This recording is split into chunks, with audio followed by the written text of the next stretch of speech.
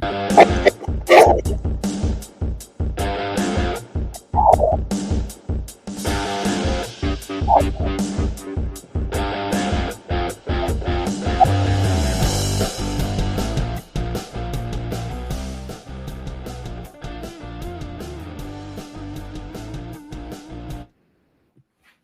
morning, hockey fans. This is Stephen Heisler with HeisHockey.com, the Victorious Hockey Company, and the Junior Hockey Discussion Group on Facebook. You are watching the Junior Hockey Morning Show. We are on the World Sports Broadcasting Network, WSBN.TV, Facebook, Twitter, YouTube. Hopefully this morning you're in your car, your living room, in your hockey office, on the golf course for a lot of coaches this morning. Today is Thursday, June 15, 2023. Today's very quick show topic, mental health practices for developing hockey players. Boy, we are having fun this week, are we not?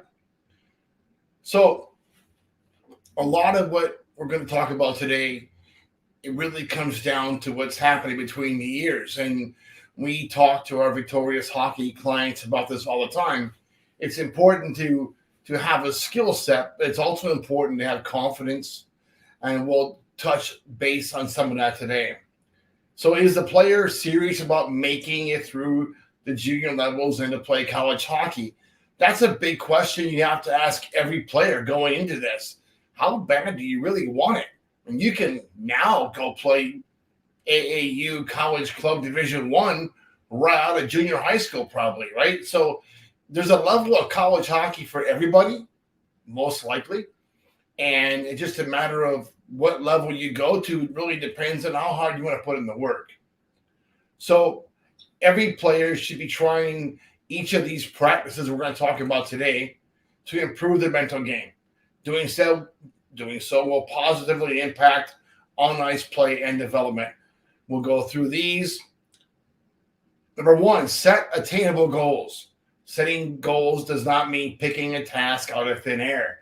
Deep thought and define both long and short-term goals that are realistic, measurable, and a date to be completed. Be aware of the current level of performance. Know what specific goals you want to achieve. Address your weaknesses and have a detailed plan to reach that goal. Write them all down. Look at. If your goal is to climb from Tier 3 to the USHL in one season, that's probably not a realistic goal. If you're a 20 bomb playing in the USPHL Elite League and you think you're going to go to Division I, maybe AAU Division I hockey is a better target to go for. So be realistic about what you want to accomplish and set timelines for that. You know, if you're coming into junior hockey in your first year out of high school, maybe you're at 2005 coming up, and you're starting out in a pay-to-play league, that's okay. But don't be there 2 years later. If you're going into that same team or that same level of play in that second year, then maybe as a 20-year-old, you don't go back to junior hockey. You go ahead and call it a day because you're not climbing the ladder and you're not really catching on any goals. Yes, junior hockey is a lifestyle, and some kids really get caught up in it. It's a lot of fun, a lot of girls, a lot of partying, a lot of atmosphere. And it's kind of cool signing autographs after a game. I get that. But if you're stuck in the same level of play and you're paying for it, or better yet, your mom and dad are paying for it, stop prolonging the agony. Life is going to go on. Find a level of play at the college level and move forward. Number two, commit to hockey. Do not just be physically committed, but mentally committed as well. Think about the sport outside of just the games and the practices. An elite prospect gives their sport the utmost importance, and you really crank out the determination and commitment for achieving your goals. Don't undershoot your value. Don't get comfortable. Listen, when you go to your junior team this year, if you're a rookie coming into this, you want to have two bags. You always want to be moving. So be prepared for that. Set yourself up, not for failure, but to keep climbing that ladder. You have one bag for your gear and one bag for your personal stuff, and that is it. In a moment's notice, you can be called up. Don't get attached to the team that you're playing for, the community, or that little blonde girl at the end behind the blue line on that one side. Don't do that. Always be looking for your next opportunity. Always be ready to move up the ladder of development. Be confident, number 3. Players that have high self-confidence generally have positive attitudes. Spend time developing skills on a set goal and be confident that the expected outcome can be achieved. If the goal is not met, the high self-confidence will help come to a realistic explanation as to why. Take that reason and refuse to let it affect the level of confidence in a dramatic way. Okay, goalies. Bad bounces happen. You had a bad period. Okay, those are going to happen. It's hockey. Things happen. Breakdowns happen. 3-on-1s happen. Power plays happen. 4-on-3s happen. You guys are going to get situations where you don't have an advantage. And I get that. But if you're not stopping pucks, really at an 880 clip or better, you're probably on your way out. And you can have one bad period, one bad game. But if you find yourself having 4 bad games out of 5, you better start realizing you're probably not going to be playing very many more games that year. Just the reality of the situation. The coach is looking for an alternative if you're in that kind of rut. So you got to figure out why you're in a rut and get yourself out of it. We had a player last year playing Junior B up in Canada, and he was a real lamplighter at midget hockey in AAA, but for some reason just couldn't light the lamp. And it ended up being a situation where he got traded to a different team and really still couldn't get it going. Hopefully this year he does get it going. He has a lot of confidence. He has a lot of skill, and most of the problems are between his ears. So there you go.